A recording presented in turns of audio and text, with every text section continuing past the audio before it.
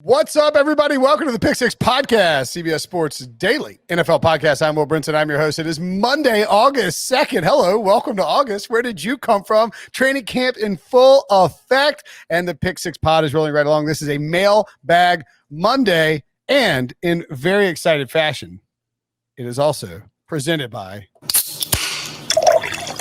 Bud Light. That's right. Share a Bud Light with us as you listen along by heading to budlight.com/delivery to order. Again, budlight.com/delivery. And in fact, when I say share, I don't mean like you drink one at 8 a.m. on a Monday. I mean like we're actually sharing this.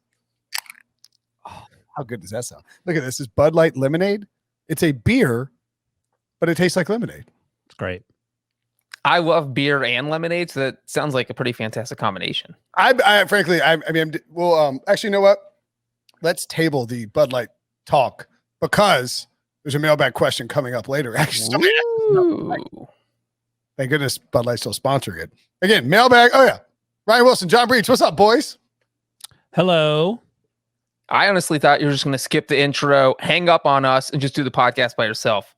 No, we're at the stage of the proceedings in the preseason where Wilson's not sick of it. This is where Wilson's vacation that he takes is really important.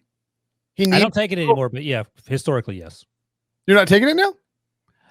Short story is that it was me and my high school buddies would get together over Labor Day in Asheville, North Carolina to do like a old man soccer tournament, but we're all old and broken. So that's sort of next. But yes, historically, last 5 years, I would get antsy at this time of year. Or true story, Wilson vacation shamed so many people that he vacation shamed himself into not taking a vacation. Unbelievable. No. It's like a Inception. That's next level. Yeah. I'm the Leo DiCaprio in this Inception movie. Wilson was so worried about HR getting on him for vacation shaming Breech out of a vacation during the regular season that Wilson canceled his preseason vacation. Yeah. Got to cover your bases. Also, I would point out that, while travel is safe and fine right now, there are complications in the world, in America. We usually do a Pinehurst trip and go to our fantasy football draft, and we're not going to do that this year. Let me ask this quickly. I'm going to ask my own mailbag question. This is sort of jumping off point. Of the three of us, even the four of us, we'll include Debo here, who is the most likely to pull a Kelvin Benjamin and yell at their boss and just storm out for reasons when they desperately need a job?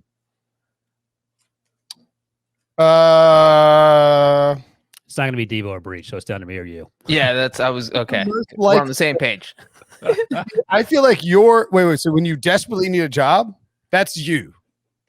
I'm not yelling and screaming at anyone when I need the job. You're not afraid to yell and scream at a boss.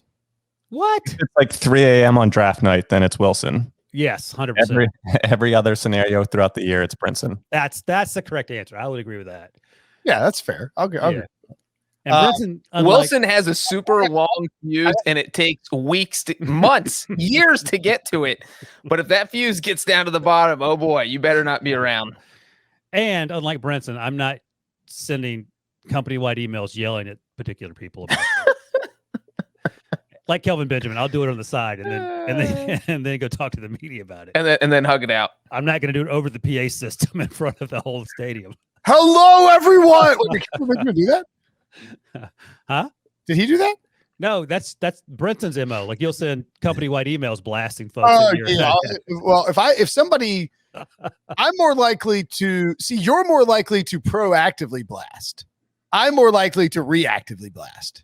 Yeah, no, Brinson is the Aaron Rodgers here, where he just sat in his press conference, went down his list of everything that's been making him mad for the past 4 months, said, I don't care how anyone reacts to this, screw everyone except for me, and I'm going to move on with my life now. But the difference is that Brinson isn't Aaron Rodgers in the company hierarchy. Really?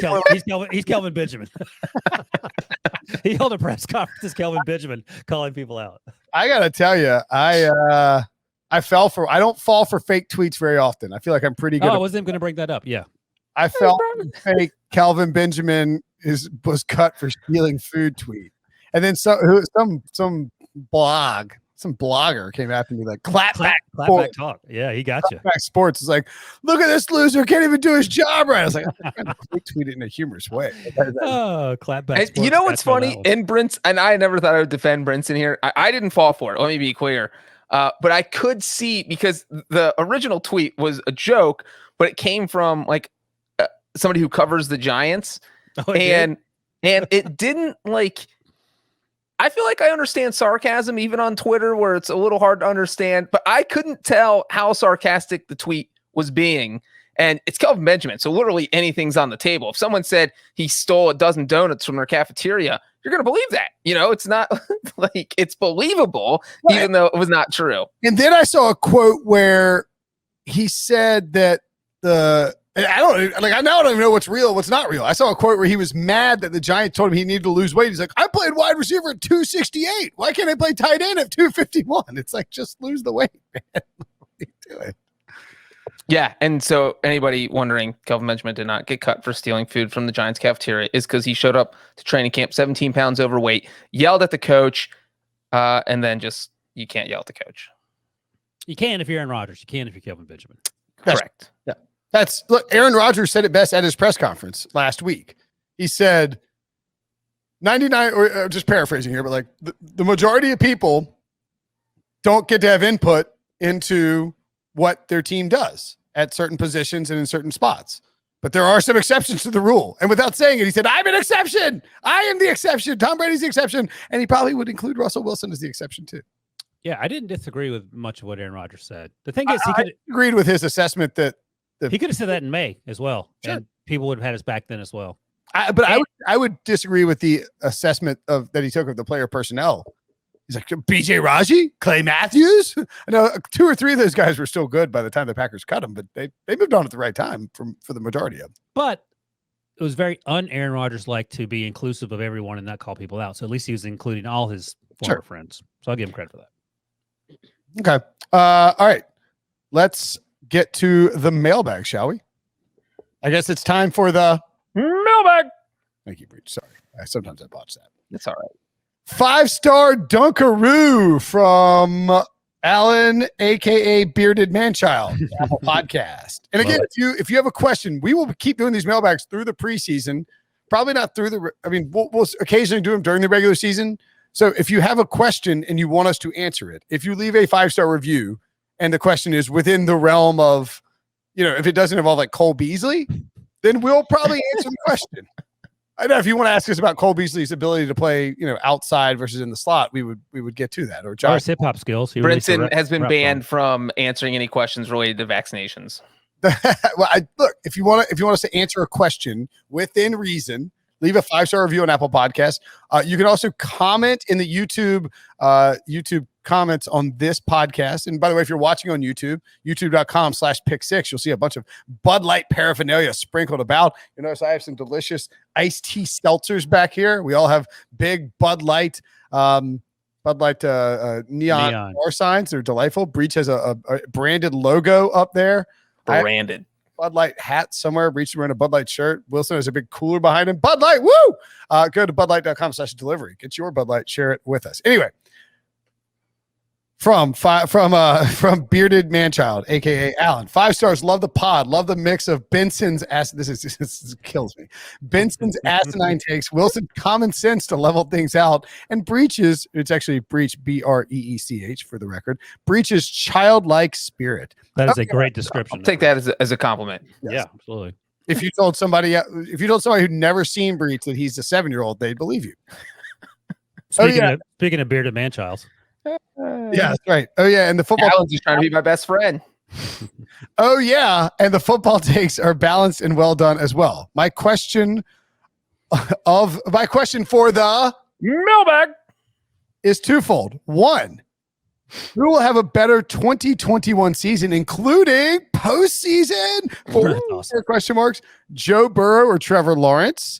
And 2, can you all rank your top 3 Bud Light products and why? Love the pod so much. Gets me through my work week and workouts. Much love, fellas. A-Train. He did a Brinson humble brag. He's working out while he's listening to these. That's a Sean humble brag channeling Brinson. How do we know this is in the Sean Burner account? Calling me a child. Sean's a child. This guy's a child. We're all going to hang out at like Chuck E. Cheese or something. I think this question number 1. I think it's unanimous, the direction, the choice. Oh. Well, then that has to be Joe Burrow. Yeah. Oh, yeah, I think so, too. I say it all the time, and this is just part speculation, part sort of Jason Lockenforth talked about this, but I don't know what's up with Urban Meyer. Like, I don't know what the plan is there.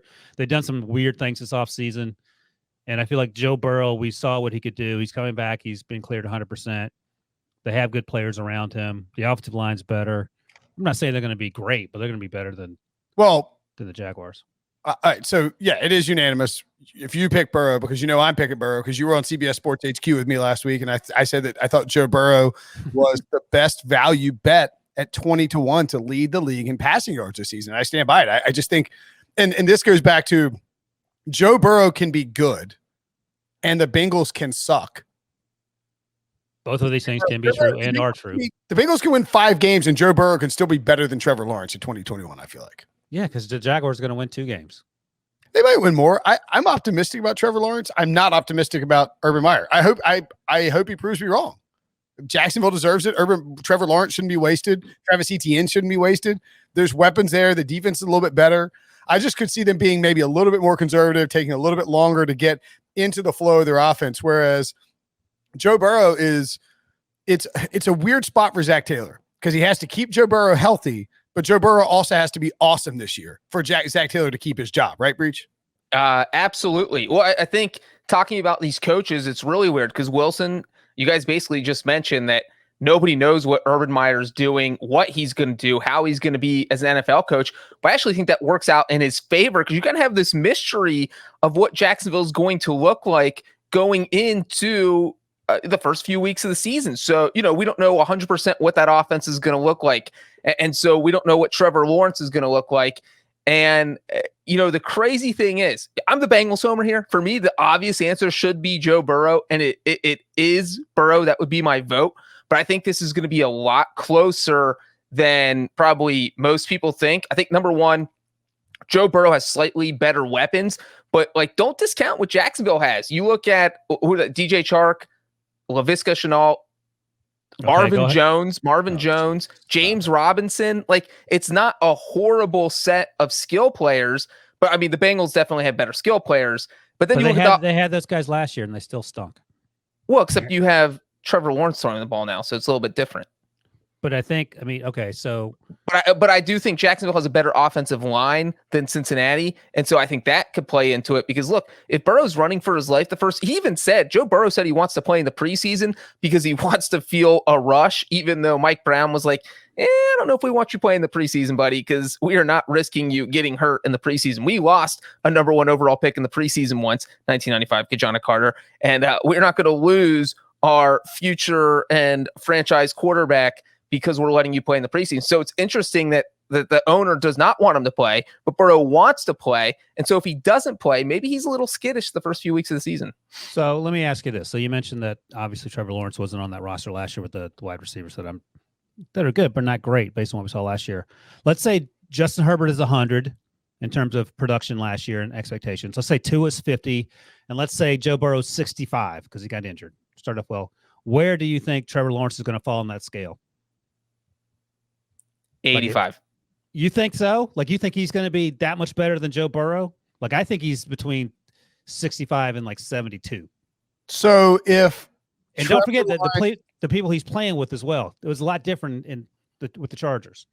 Well, I think what Brinson said is kind of Herbert, because I think you're a Herbert comp. You've been saying this for months, and I've heard some people start using it now too. And you should, again, I always tell you, Wilson, plant your flag, scream it out loud. I did with Mack Jones. How'd that work out? Oh, true.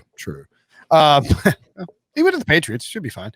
The thing about Lawrence, if Trevor Lawrence has Justin Herbert's season, Justin Herbert basically was what I thought Trevor Lawrence would be in his rookie year, but I'm not sure that Trevor Lawrence can live up to what Justin Herbert did. So what's the range again for the? Justin Herbert's 100 because he basically was perfect last year. Sure. 2 was 50, and Joe Burrow's 65 because he played well but got injured. I would expect an 80 out of Trevor Lawrence, and anything less would be disappointing, but I wouldn't be surprised if we got 89 or 90. You guys are way too optimistic, I feel I have very high expectations for Trevor Lawrence. I think the Chargers offense is stacked, so that helped. The coaching staff, Pep Hamilton was really good. We talk about Anthony Lynn. Anthony Lynn wasn't calling the plays, and he wasn't coaching up Justin Herbert. Like, I don't know what's going to happen. Like, look, Urban Meyer is a really good offensive coach, and he's typically good with quarterbacks, but that's in college. So I just think there are a lot of question marks. Now, Yeah, I mean, there are definitely a lot of question marks. Trevor Lawrence going to the Chargers, then I would feel much more comfortable about an 85 or whatever you guys say. But I think one thing Brinson said is interesting. You know, he's picking Joe Burrow as his dark horse to lead the NFL in passing yards. And, you know, like he said, Joe Burrow could lead the NFL in passing yards. The Bengals could still go 6-11. So he said 5, but go ahead. What if Jacksonville goes 9-8? The Bengals go. What if Jacksonville goes 6-11? What if Jacksonville 9-8? What if Jacksonville and the Bengals have the same record, 6-11? We'll use that. Thank you. And Trevor Lawrence's stats has like 200 fewer passing yards, 2 less passing touchdowns.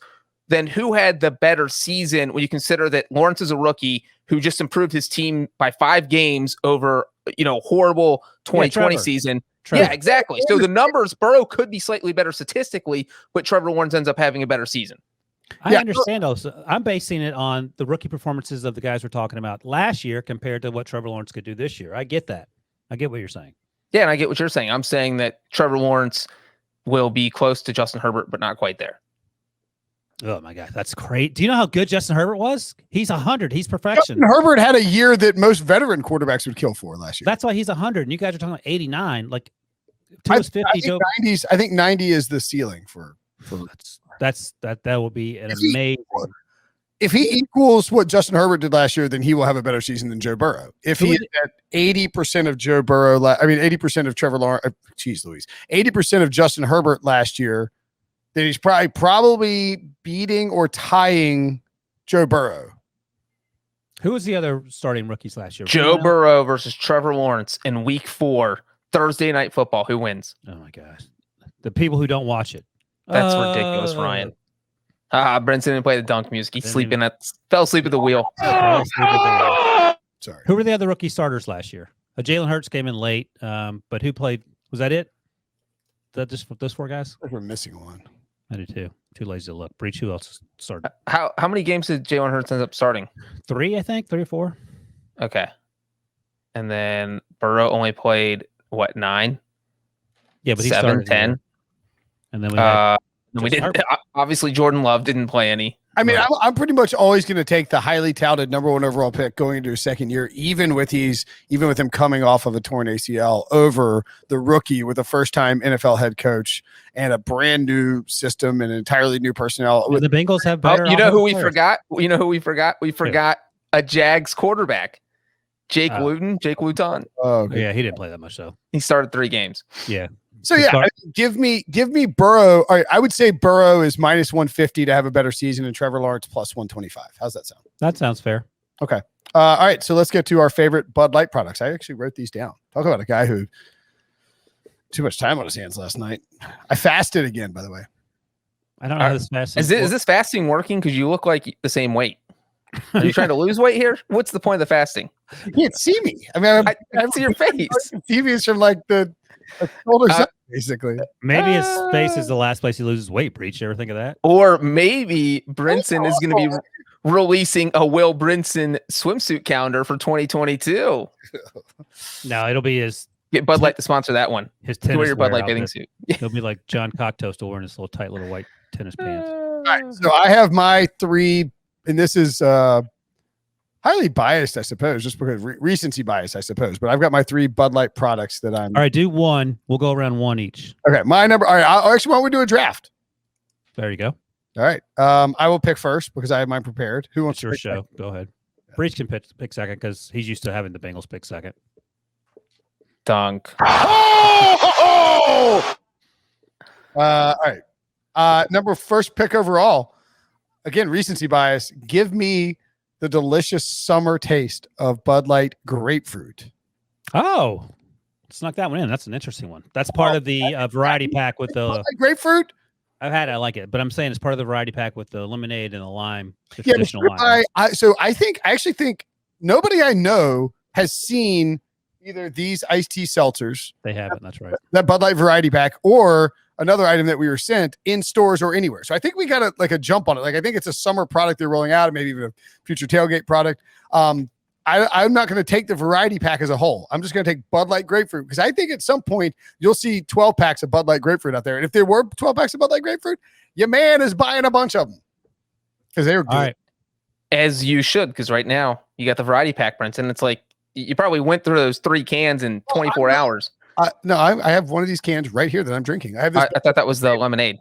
Now, if I were picking out of the 4, all 4 are very delicious. This would be my number 4. I'm not going to be drafting the Bud Light lemonade. I like it, but it's the number 4. Just from a fruit standpoint, I'm a lime guy, etc. I didn't know how to do this because it says rank your top 3, and everybody has different criteria for their rankings. And so, you know what I decided to do? I decided that I was going to pick number 1, the Bud Light that I've drank the most over the past 10 years. Drink it. Because okay, go ahead. Drank the most over the past 10 years. Because that would make sense, right? I mean, that would clearly be my number 1 product. So that one is Bud Light Lime. I think that kind of started the trend of That's a great pick, though. Getting a little bit of flavor in the beers. It's been around since at least 2010. I'm not exactly sure when it came out. Yeah. And so that was a popular, because I didn't drink a ton of beer. And as soon as I saw a beer with a little bit of flavor, I was like, I'm going to try that. Then I got hooked on it. And so now I'm pretty much Bud Light Lime's probably top 5 customer. I didn't know you were a Bud Light Lime guy. That's my go-to summer drink. Well, sorry, Wilson. Did I just steal your drink? That is a huge pick there. The Bengals finally got to pick right. I think Brinson muted himself. I muted myself. I was there you go. Great second overall pick. Is this a snake draft, or I think it's just 1, 2? No, it should be a snake draft. Wait, what was your pick? Was yours Bud Light Grapefruit? Is that what you said? Yeah. Number 1, Bud Light Grapefruit. I'm writing them down. Don't worry. Bud Light Lime. Wilson up for 2 picks here. Yeah, this is going to be easy. You know what I'm going with. Bear-proof cooler, suckers. I mean. Oh! There it is. We missed. I don't know why I hit that. Yeah, I mean, I will not be the first person to use this cooler. My buddy is going up north to the mountains next weekend. Bud Light products, and he went cooler. Genius move. It's a genius. Well, my buddy I stole his pick, Yeah, and he wasn't prepared, and he's like, "I'm going with the cooler. I'm going with the cooler." Well, they were both those were on my draft board, so I sure, I had to go with them. But my buddy is actually going to take this thing for a spin in the mountains next week. I showed it to him the other day when we were drinking some Bud Light lemonades and Bud Light grapefruits, and he's like, "Oh my gosh, this thing is fantastic!" So he is eager to test it out. Yeah. And worst case scenario, if you see a beer come, you just jump inside the cooler, Breech. I was thinking I fit in there. I'm going to hang out in a bear-populated area this weekend and just sleep in the cooler. Breech sleeping in that cooler with some Bud Light Limes, just casually sipping Bud Light Limes while evading bears. All right, so I'm up again. Yeah. I'm going to go. I actually like this flavor a lot. You mentioned it as your 4th round pick. I'm going Bud Light Lemonade. Okay. All right. Because I'm a huge Bud Light Lime genre guy, so I am not happy that Breech stole my pick. You already took grapefruit, so 3 of the 4 Bud Light flavors are off the board. Big fans. All right, Breech, you're up. My second pick is Bud Light Platinum. I don't know if you guys drink that. So out of nowhere. Here, I'll just say real quick. Here, my thing with the seltzers is if I drink more than one, I get like gassy. It's probably too much information. No, I can't drink any. I did find these tea seltzers are a little bit easier to take down, but I'm the same way. I just can't any seltzer, whether it's redacted claw or redacted LY or redacted Viv. I really can't drink more than one of them, maybe 2 at the most. So with the Bud Light Platinum, it's a little bit stronger than a regular seltzer. I think it's 8%. I think most seltzers are like 5%. And so, boom, feeling good after your 1 can. You're happy. Maybe you have one more, but you're happy with that one. So, and Bud Light Platinum is actually really tasty. All right, I actually have the number 2 and number 3 items on my board still available for me, so I'll be taking them on my turn here to wrap up the draft. At number 2. I mentioned I don't really love the seltzers. I'll tell you what I do like is the Bud Light Seltzer Popsicles. Holy, they're delicious. They have just a little bit of they're made with seltzer, right? So perfect amount of seltzer in there. You get the Bud Light flavor and the summer ice. I think it was like a blue raspberry flavor, maybe a cherry limeade. These flavors are really good, and they're awesome to have by the pool. You're sitting there nibbling on, responsibly enjoying a popsicle. Responsibly enjoying a popsicle, right? I took a couple out to our pool here in Raleigh. And now you're popular And for once. more by how good they are. I will be purchasing more of those. Those will be a summer reg for me when we're at the pool. And then, look, sometimes the problem is in drafts. This happens in the NFL draft. Probably happened in the NBA draft last week. You're gonna steal my pick again. Go ahead. People get too cute. Dang. They don't realize what's good. I just want Bud Light. I love Bud Light. I'm just going to take a regular Bud Light. BL Smooth, baby. Pack my cooler full of it, and I will hand it out to friends and have one or two at the tailgate every week this fall when football is back. Let's see. You know what? I'm not even sure my last choice they even sell anymore. I only had it once. And it was delicious, and I've never seen it again, so I don't even know that it exists. But I do know for a fact that I had it, and I do know it did exist at one point, and it was Bud Light Apple. You guys ever had that? There's the seltzer tea has apple in it. No, it was like a beer. Yeah, it was like Bud Light Lime, except it was apple. Breech, I think you're thinking of a No, I am 100% sure this was a Bud Light product.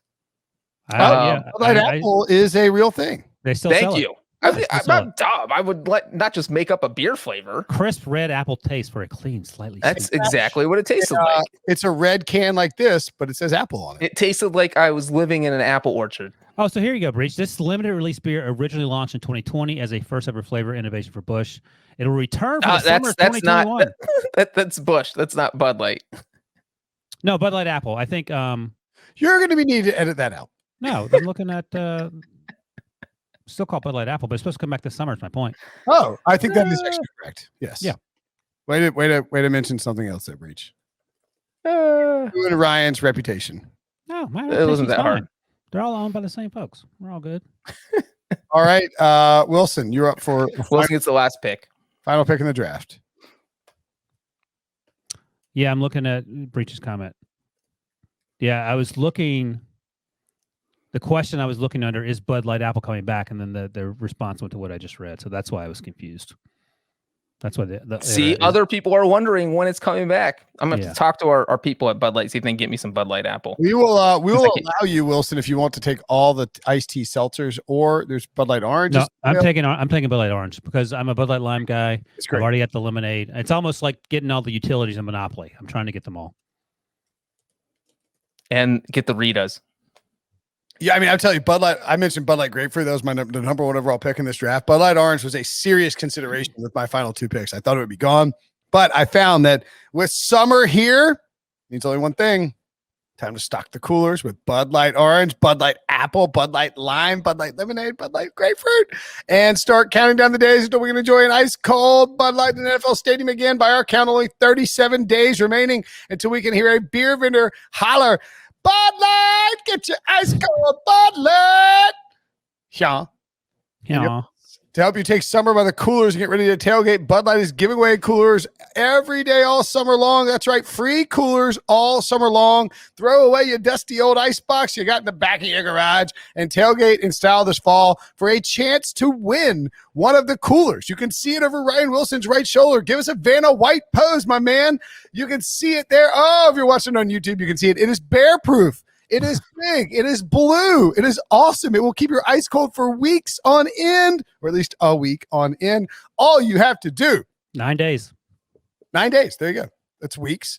All you have to do is go to budlightlegends.com, sign up and enter to win a Bud Light cooler. And I believe if you go there, they will give you a free beer too. So check that out. budlightlegends.com. Next up in the mailbag, the Ultimate Pick Six podcast debate. Great podcast. This is from MMart6767. Great podcast. Look forward to listening every morning, especially like Devo's Eagles updates. I always come out more falsely optimistic about the Eagles after them, probably because Devo is such a level-headed confident compared to Benson. Auto-correcting to Benson. I'm already annoyed about it. However, I remember this time last year, Debo came out and said he would take Carson Wentz ahead of a lot of quarterbacks, including Deshaun, pre-accusations, and Dak. Oh, what a big jam. Wallace took it in his hands and said, up and away, Dipsy-doo, Dunkaroo. He even said that peak Wentz in 2017 was better than peak Matt Ryan in 2016. Y'all looked up the PF reference stats on the spot and found it wasn't even close, even for 16 games adjusted stats for Wentz. Breech to find out that peak Wentz is actually almost identical to peak Andy Dalton. So the question is, when it's all said and done for both of them, who have a better NFL career, Carson Wentz or the Red Rifle? What a plot twist! A compliment to Debo about how level-headed he is, followed by just multiple dunk after dunk after dunk, like throw it off the backboard, jam, throw it off the backboard, jam. Just Debo getting obliterated. Like Debo can't actually get out of the way. He stands up and gets dunked on again. Like he's caught in the whirlwind of dunkiness. It's like those little punching bags where you can hit them and they pop down. They got stand on the bottom, pops back up, punch it again, pops back down. For Debo. Breech. Since you compared them originally, I'll let you answer this first. You know what? Obviously, my heart says Andy Dalton. But I hate that I'm going to say it. My head says Carson Wentz, because I think when we look back at both these guys and you look back at their careers, what we're going to say is, did either of them win a playoff game? Because we all know Andy Dalton hasn't. He's 0-5 career starts.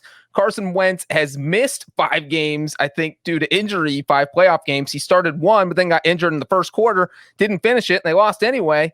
So I think that Carson Wentz has a better chance to have a better career. I think he's going to win a couple postseason games with the Colts.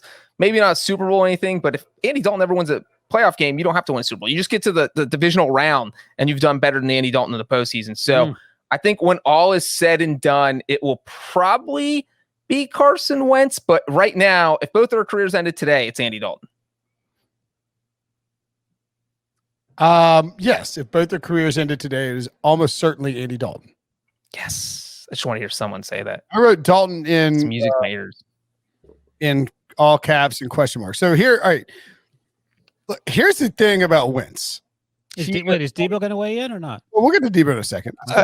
No, he's ready to go. I stand by all those previous takes. You should not stand by those. We have the ability to go back and look at, because these guys, I mean, by the way, Carson Wentz, he's 28. Kind of old secretly. Andy Dalton, he both entered the NFL at the age of 24. So we can now look at 5 years worth of performance by both of them in their respective careers. Carson Wentz, through 5 years, and I'm going to look at the per 16 game averages because that seems more fair than doing counting stats, right? Like, just give Carson Wentz the per 16 game averages. Okay. Completing 62, and by the way, Carson Wentz averages 13.6 games per year through his first 5 years. Not great. 62.7% completions, 3,956 passing yards, 27 touchdowns per year, and 12 interceptions per year, along with being sacked 42 times per year. Andy Dalton, meanwhile, averages 15.4 games per year over those 5 years. That's a big difference. That's almost 2 full games more than he averages. As Pete Prisco would say, the best ability is availability. That's Bill. That's Bill Parcells who said that, but that's okay. As Pete Prisco says, what Bill Parcells said, the best ability is availability. Learn the game. It's what is it? You can't make what is it? Can't make the club from the tub. The Wayne Gretzky, Michael. You miss 100% of the shots you don't take. Wayne Gretzky / Michael Scott. Oh, that. Andy Dalton.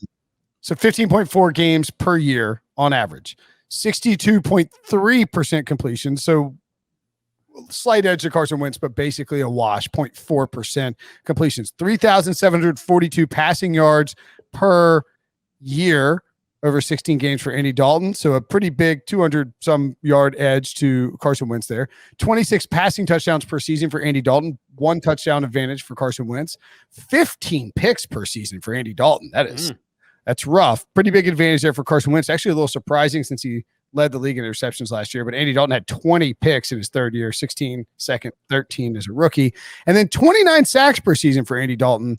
His quarterback rating over that time, 88.4, and Carson Wentz, 89.2. I got to tell you, I'll give the nod to Carson Wentz because, as Breech said, if they both ended their careers right now, it's obviously Andy Dalton. He played for 5 more years, mostly as a starter, 1 year 2 years as a quasi backup and quasi starter, basically 4 more full years. But like they're kind of the same person. The only reason I'm giving the nod to Carson Wentz is he has the opportunity to improve on it with the Colts. And he's been given a great opportunity, a great second chance, and maybe he can be better than whatever Andy Dalton was in the second half of his career. Let me ask Breech this before Debo pipes in. If Carson Wentz had been in Cincinnati those first 5 years, how many playoff games did they win? 0, because Wentz would have been injured and he never would have played in them. All right, there you go. I mean, Carson Wentz has never won a playoff game, right? But I feel like if Andy Dalton... He's only started 1. He's been injured for all the other ones. And he Andy, only threw 4 passes because he got injured in the one he started. Jadeveon and Clowney. Yeah. And you wonder why Carson Wentz's fragile mental psyche shattered. Well, let me ask you guys this. Andy Dalton went to Dallas last year, learned a new system. These teams play in the same division. These quarterbacks play in the same division. Who do you think had a higher QB rating in 2020? Carson Wentz or Andy Dalton? Well, I had the Cowboys winning 9 games with Andy Dalton, so I'm going with Andy Dalton. I mean, Carson Wentz was the worst quarterback in football last year. So yeah, I don't even think this is a Breech trick. I think he's just leading us straight into Andy Dalton. Yeah, I would agree. Andy Dalton, 87.3. Carson Wentz, 72.8. Okay, Debo has clearly had his microphone on for quite a bit. He has something to say here. No, it's closer than I think I would have liked to admit. If we rewound this back to this time last year when the conversation that was hinted at first came up, I would have called this conversation a year from now crazy, but it's close. I mean, in these types of conversations, I always kind of think about kind of longevity and what you're able to do over the course of years versus a certain peak. And we know that Carson Wentz's peak is always going to be better than whatever Andy Dalton's peak was. But if you average out their careers, then yeah, it's kind of close. Are we sure about that? Yes. I mean, are you saying you're siding with Dalton? There's not a quarterback you're taking over Wentz in that 2017 season. And I know that didn't transcend to other seasons. I'm not arguing for that, but I remember the Steelers went to play in Philadelphia early in the season, 2017, and Carson Wentz beat the doo-doo out of those guys. Well, let me ask you guys this. You need a starting quarterback for 2021, and you have to pick Andy Dalton or Carson Wentz. Who are you taking? Carson Wentz. I mean, Andy Dalton's hot garbage. Let's be honest. What? You're taking Did you Carson? See him last year? Why did I delete that? In a system he didn't know. He had like 2 seconds to learn it. Well, why does he know this system any better? It's a new system. Because he actually has a training camp and an offseason to learn it. They didn't have that last year, Ryan. Dunk button. You're just clearly taking the 28-year-old over the 34-year-old. No, it's just a 1 year. You have them for 1 year, 2021. Are you taking Carson? Or are you taking that guy? Well, I want the 28-year-old, dum-dum. The 28-year-old who's always injured, so his body's like a 36-year-old? Let me ask you this. In 2017, Carson Wentz would have won the MVP. When's the last time Andy Dalton was in the MVP conversation? 2015? Yeah, 2015, Andy Dalton was really good. And then he broke his finger when he tried to punch Steph Tuitt in the knee. So here's the thing. Carson Wentz is, if you want to talk about the peak thing, Carson Wentz's peak season was 2017.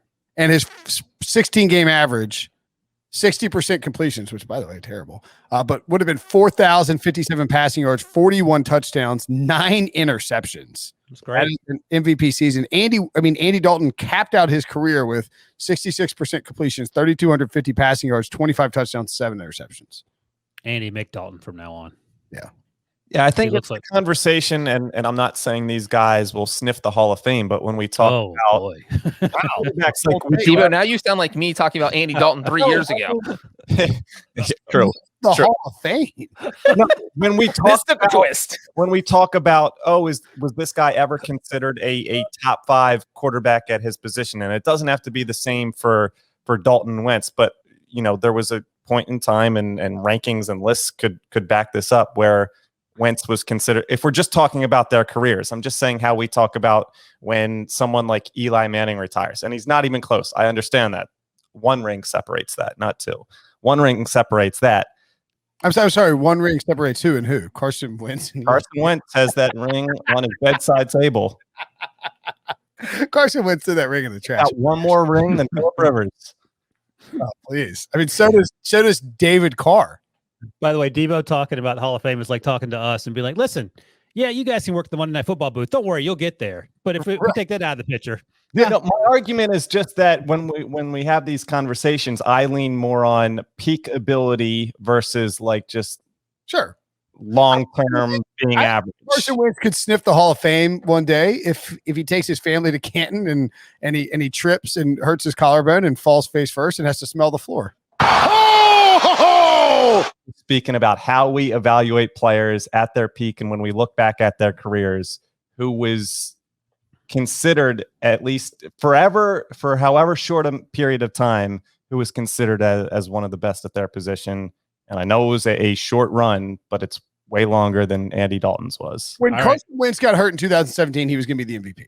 I don't know if he'd been MVP. I'm looking actually at the final end of year PFF rankings from each season.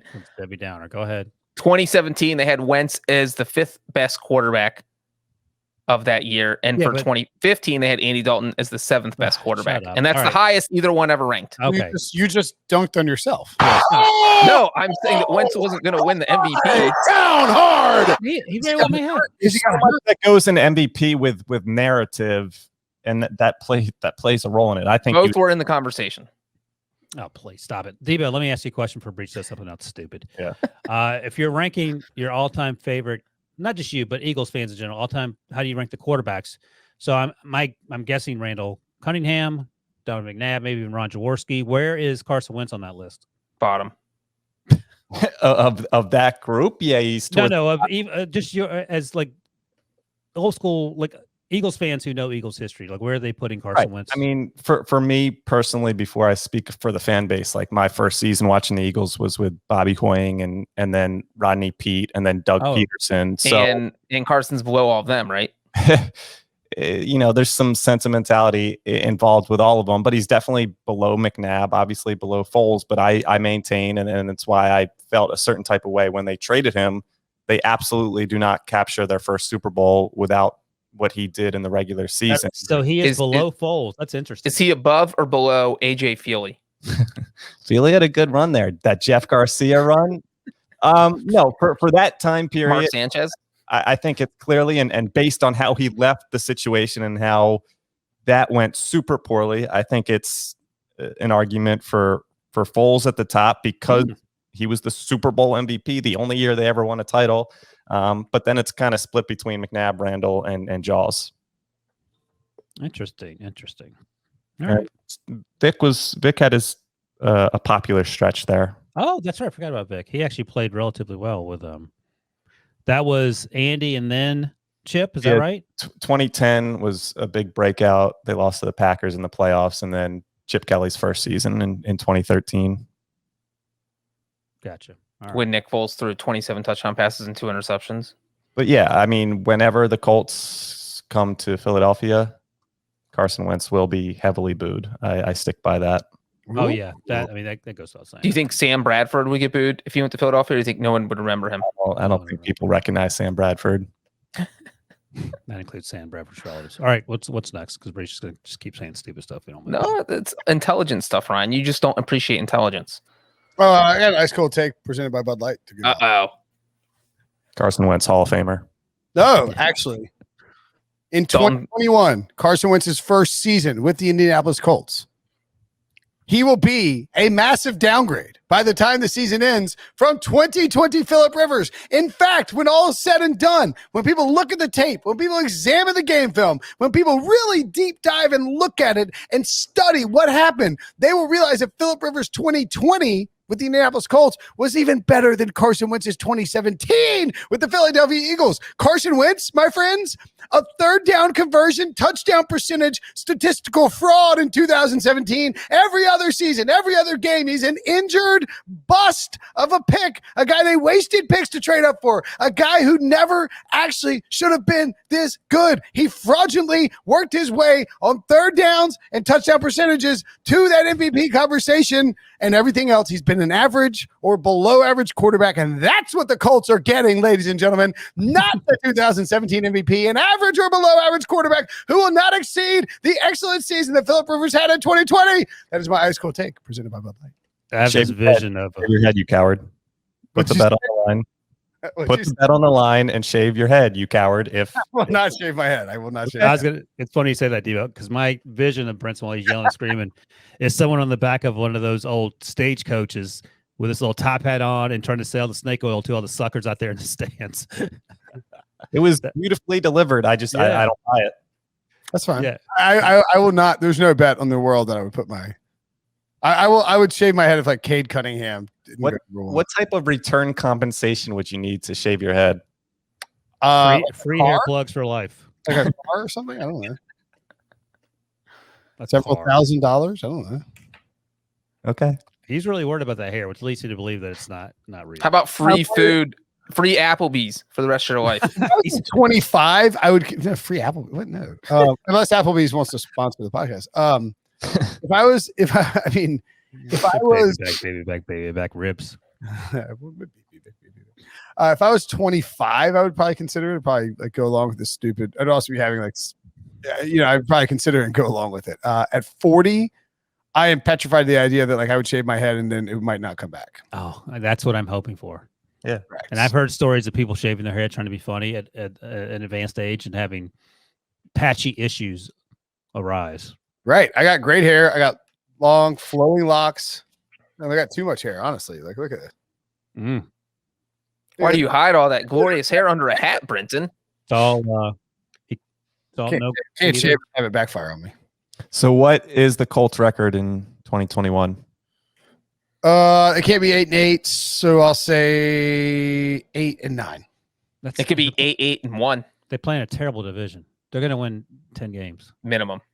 I would take the under on that. and you would lose. You Carson just Wentz, lost the bet. Then you got to shave your head. does he deliver a first-round pick for the Eagles? Wait. Here's the question. Because it was about Andy Dalton and Carson Wentz. Who wins more games in 20? Whose team? The Bears or the Colts wins more games in 2021? The Colts. What are you doing? I mean, you take the Colts with the Bears and with Aaron Rodgers coming back. Okay, that's probably right. Also, Justin Fields. Sure. Yeah. All right. This question's been hanging out there for a while, and we're getting towards the back end of what will be the full podcast. Again, if you leave us, okay, we're going to get two more questions in very quickly. This is TJWW Apple Podcast has a Patriots 5-star question.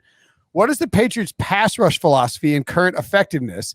And if you have time, the best case for Mack Jones this year as well. So 2-part question. The first part is that, I mean, the Patriots signed Matthew Judon hoping that he can be a spark for their pass rush. For a long time, Bill Belichick was ahead of the curve in terms of generating pass rush in multiple ways. Like when I say multiple, I mean using multiple fronts and confusing offensive coordinators, confusing offensive linemen, confusing quarterbacks, bringing pressures from different spots, having a big interior guy, Albert Hainsworth, not Albert Hainsworth, Vince Wilfork.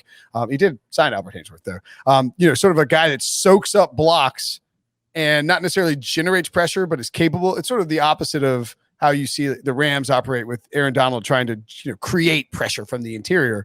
And so then you want to be able to bring pressure in unique multiple ways. That's how the Patriots want to do it. I think their effectiveness is probably lower than it has been, and that's why they went out and signed Matthew Judon this offseason. Does that feel like a fair assessment of the Patriots pass rush? Yeah, that works for me. And I think it's going to be probably 10 times better than it was last season because not just Judon. You also have Kyle Van Noy back. You have Dante Hightower coming back from COVID because he sat out last season. And obviously you have Chase Winovich in there for another year. I mean, the fact that you don't even think about that's 4 defensive guys who Belichick's a defensive mastermind. He has Ryan's boy, Matt Patricia, back on the coaching staff now, who, say what we will about his head coaching skills, he was a defensive genius in New England, or maybe Belichick made him look like a defensive genius. Who knows? But either way, when those two are working together, the Patriots defense has been good. And so you add all those players, you add Patricia, you add Belichick. I think the Patriots defense will be pretty awesome this year. Yeah, and I think that points to something else. So if you look at Jamie Collins, for instance, has 25.5 career sacks. 17.5 of those came with the Patriots in 5 years. In 4 years with 3 years with Cleveland and 1 year with Detroit, he had a total of 8 sacks.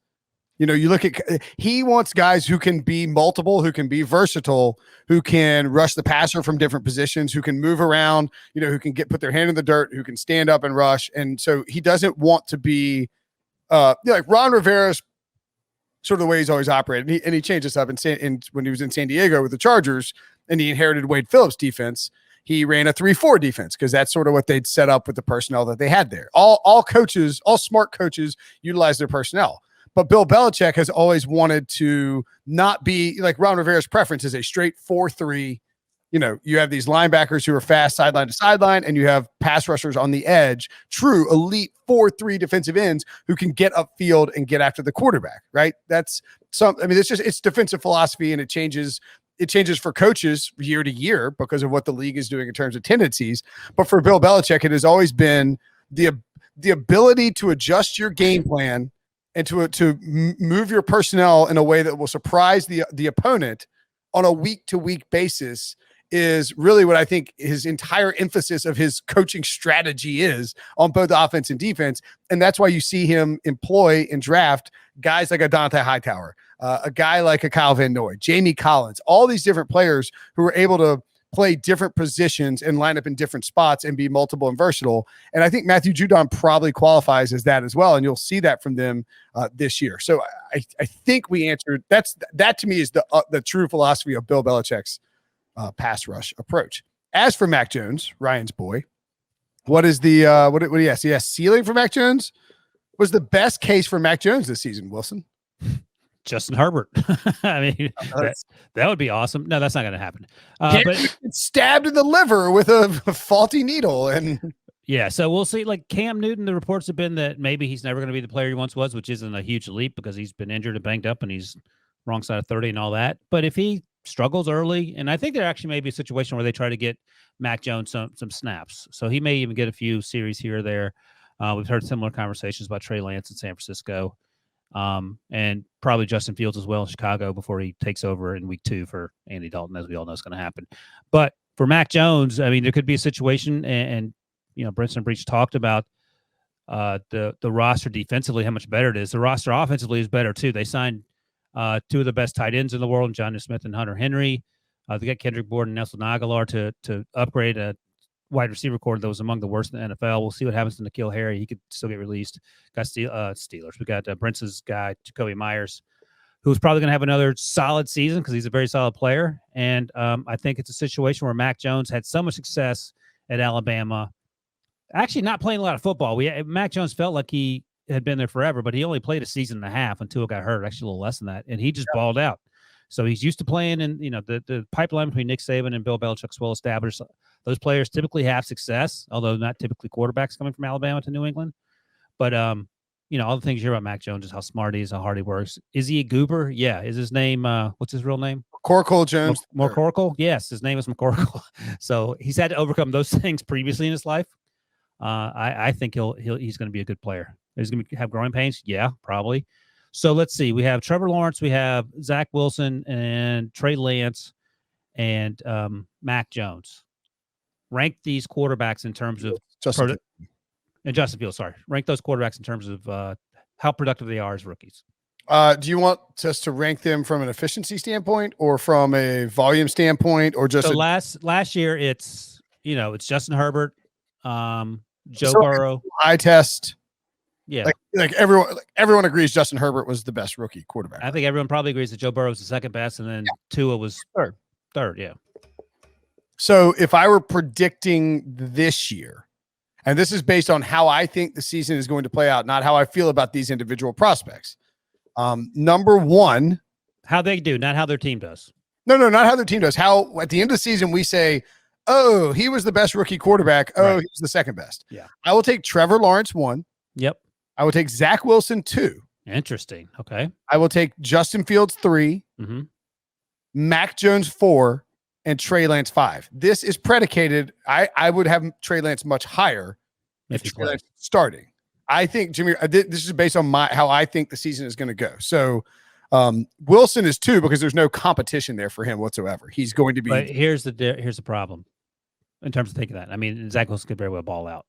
I think Trevor Lawrence is 1. I'm going Mack Jones 2 because I got to ride this thing out. This is my Carson Wentz. But I'm a little more bullish on the idea that Cam Newton can stave off Mack Jones for longer than people think. But if he plays, and we said this throughout the whole draft process, where you go matters. So throw everything out the window if Mack Jones is the starter in week 2, because the Patriots have an awesome offensive line. They have a smart offensive coordinator in Josh McDaniels. You can say what you want about him, but he's a good offensive coordinator. They have Damian Harris in the backfield. They have these 2 tight ends they just added, and they have enough weapons on the outside. Well, Kobe Myers. Along those lines, because I feel like you kind of have to put Lawrence at 1. We should just rank the guys who don't have the starting job right now. Like out of Trey Lance, Justin Fields, and Mack Jones, who do you think is going to be the first starter? Who do you think is going to be the best quarterback in 2021? I think Justin Fields is probably the first starter. I agree. I think it's Mack. Breech doesn't because he wants to.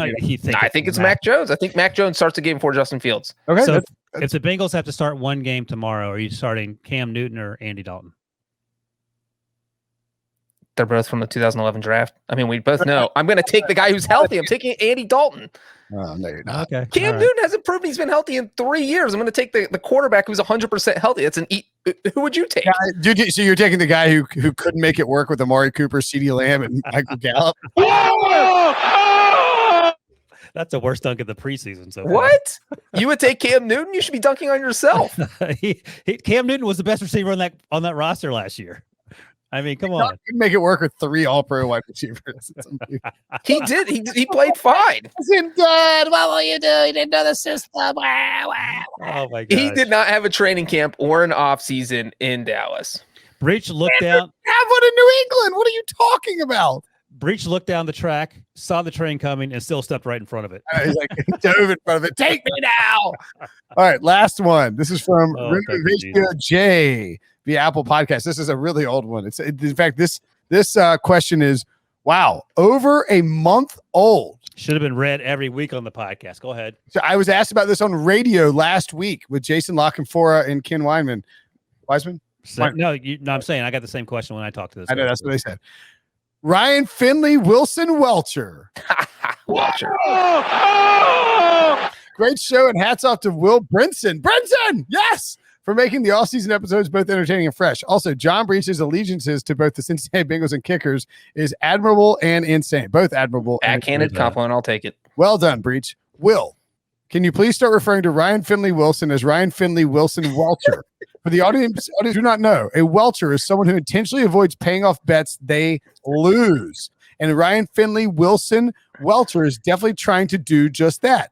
You are a welcher, Finley Wilson Welcher, and so you prove us all wrong. Get inked, Welcher, or face the wrath of Pick Six Nation. Thank you, Will, and keep up the great work. Up high, down hard. I do think. What did JLC said that I told him about every time he brings it up? He says that you try and pawn it off on Breech, and I said, yeah, and Breech tries to pawn it off on Wilson. So pawning off on me. It's Breech's job to get the tattoo. You pay for it, I get it. There's no gray area there.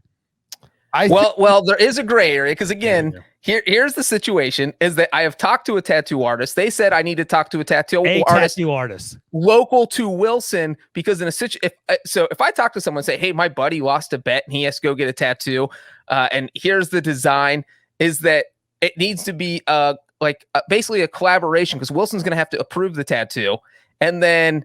So, Wilson, you have to communicate with the tattoo artist at some point. That is not my job. Your job is to if I email the tattoo artist who is down the street from you, he's going to think it's a joke. Like, what in the heck is going on? This guy lost a bet 9 months ago, and he's welching on it? What in the name of Ryan Finley is going on here? That is not my problem. I gave you the address.